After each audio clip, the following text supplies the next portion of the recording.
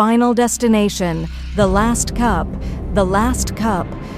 Kira Donnelly pushed through the glass door of the coffee shack on Main at precisely 8:07 a.m., earbuds piping lo-fi beats into her ears, shielding her from the chaotic hum of the world. She didn't notice the brass bell above the door, a decorative touch meant to chime, now silenced after the clapper snapped off days ago, swinging uselessly on a frayed cord. All she cared about was her usual, a hazelnut latte, extra foam, extra sweet, ritual, comfort. A small pleasure before her late-morning psychology lecture, which she was, as usual, already running late for. Steam fogged the air above the counter where the barista, Evan, battled a stubborn espresso machine. The gasket on the steam wand was cracked, leaking a fine, hot mist that hissed and vanished on contact with metal.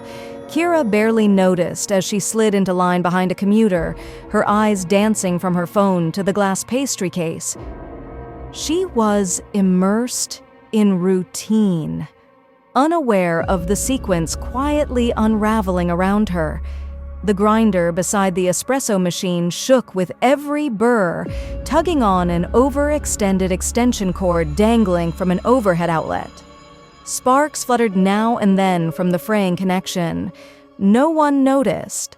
At the condiment bar, a sugar dispenser perched too close to the edge. A small crack zigzagged down its side like a spiderweb across windshield glass. Above the seating area, a lazy ceiling fan rotated in slow, hypnotic loops. One blade ticked, metal brushing metal, every time it completed a turn. Near the door, a caution wet floor sign sat folded, unreadable, forgotten after the morning mop job. A faint trail of moisture still clung to the edges of the polished floorboards, creeping like condensation under a sealed lid. A bike messenger's pack lay beside a chair, one black strap stretched into the aisle like a booby trap waiting to trip a foot. And outside, a delivery truck idled against the curb. Its backup beeper chirped steadily, soft, forgettable, except that it hadn't moved for several minutes now. Kira took none of it in. She reached the register, tapped her phone against the reader, and flashed Evan a tired smile. "Same as always?" "You know me," she said. "Can't function without it." He nodded and went to work. Behind her, the sugar dispenser trembled as someone brushed the counter. It tilted. Crack. The glass top shattered, sugar pouring like salt over the edge. Kira turned just in time to see it fall. She flinched backward, her heel catching the strap of the messenger's pack. Her body pitched. But Evan, with reflexes born of long mornings and spilled drinks, lunged over the counter and caught her elbow before she hit the ground. "You okay?" he asked. Kira laughed shakily. "Jesus. Yeah, just dumb." She stepped aside, cheeks flushed. She hadn't even spilled her drink. Victory. The grinder whined behind Evan as he replugged the cord, fingers brushing the faulty prongs. Sparks snapped. A static buzz rippled through the air. Kira noticed it only as a strange pop in her headphones. Lights flickered. The grinder died mid-spin. Then, seconds later, the lights came back on. Someone clapped. A few patrons laughed nervously. Kira grinned and blew across her latte foam. "This place is cursed." She took her seat beneath the fan. It continued its slow rotation above her head. Tick, tick, tick. She never looked up. She scrolled her phone. Sip, scroll, sip. The fan blade ticked again. Behind the counter, the custodian was already dumping mop water into a backroom floor drain. He was in a rush. He didn't notice the rivulet that escaped the bucket, snaking along the baseboards, slipping beneath the folded, wet floor sign.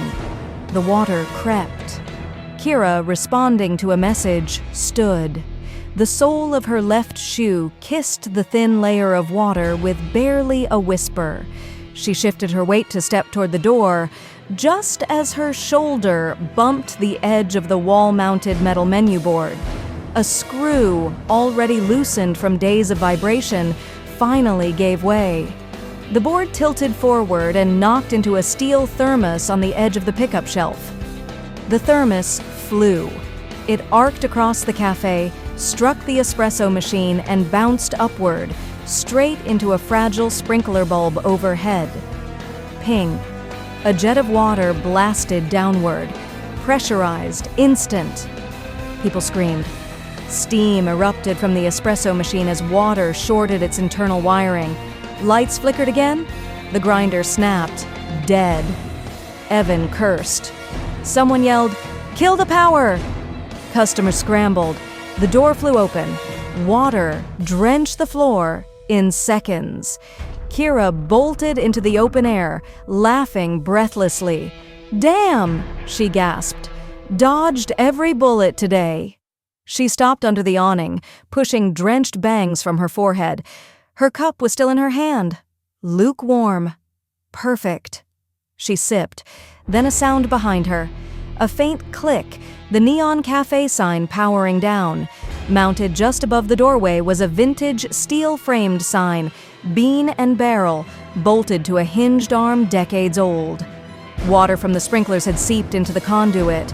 It had heated the metal, swollen the joints, loosened the twin bolts holding the hinge stable, bolts that had been lazily replaced last month during maintenance. They held, then they didn't. The entire sign swung down like a guillotine.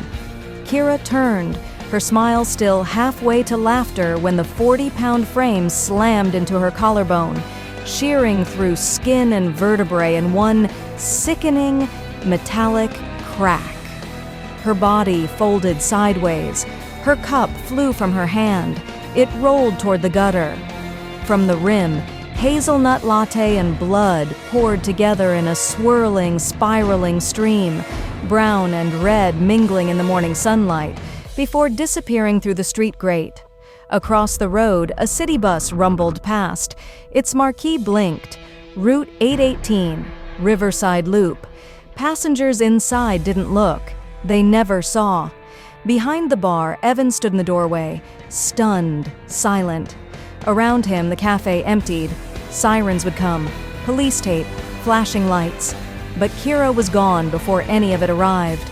Time of death, 8:18 a.m. Inside, the ceiling fan continued its slow orbit. Tick, tick, tick. On the floor beneath it, a single screw rolled to a stop near the puddle creeping toward the exposed prongs of the espresso grinder. The pattern had reset. Death was already counting the next step, the next soul, the next mistake. The dominoes were already falling.